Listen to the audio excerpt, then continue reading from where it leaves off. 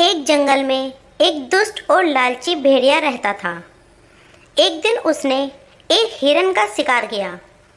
शिकार के बाद वह खुद पर काबू नहीं रख पाया और जल्दी जल्दी उसे खाने लगा। इस जल्दीबाजी में एक हड्डी उसके गले में अटक गई। हड्डी अटक जाने पर वह बहुत ज़्यादा परेशान हो गया। अब उससे ना तो कुछ खाते बन रहा था और ना ही पीते। उसने बहुत कोशिश की कि किसी तरह हड्डी उसके गले से निकल जाए, लेकिन सारी कोशिश बेकार गई। अंत में उसने किसी से सहायता लेने का विचार किया। वह सोचने लगा कि ऐसा कौन है जो उसके गले से हड्डी का टुकड़ा निकाल सकता है। कुछ देर सोचने पर उसने सारस का ध्यान आया। सारस की लंबी गर्दन और चोंच थी। वह उसके मुंह में अपनी चोंच घुसाकर आसानी से हड्डी को निकाल सकता था। बिना देर किए भेड़िया सारस के पास पहुंचा और बोला, सारस भैया, मेरे गले में एक हड्डी अटक गई है। क्या तुम अपनी चोंच से वो हड्डी निकाल दोगे? मैं तुम्हारा बहुत एहसानमंद रहूँगा और तुम्हें उचित इनाम भी दूंगा। सारस पहले तो भेड़िए के मुंह में अपनी चोंच डालने से डरा, लेकिन बाद में उसे भेड़िए पर दया आ गई और वह तैयार हो गया।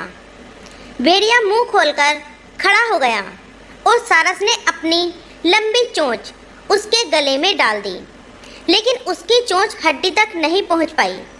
तब उसने अपनी आधी गर्दन भी भेड़िए के मुंह में घुसानी पड़ी। सारस की गर्दन मुंह में जाते ही लालची भेड़िए के मन में लालच जागने लगा। वह सोचने लगा कि यदि मैं इसकी लजीज गर्दन को चबा पाता तो मज़ा आ जाता, लेकिन उस समय उसे अपने गले में फंसी हड्डी निकलवानी थी, इसीलिए वह मन मारकर रह गया। कुछ ही देर में सारस ने उसके गले से हड्डी निकाल दी। हड्डी निकलते ही भेड़िया जाने लगा। न उसने सारस को धन्यवाद दिया, न ही इनाम। सारस ने उसे रोककर कहा, मेरा इनाम कहाँ है?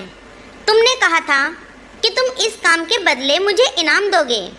भेड़िया बोला, एक भेड़िए के मुंह में अपनी गर्दन डालकर भी तुम सही सलामत हो, क्या यह तुम्हारा इनाम नहीं है? इतना कहकर भेड़िया चला गया और सारस मुंह लटकाकर खड़ा रह गया।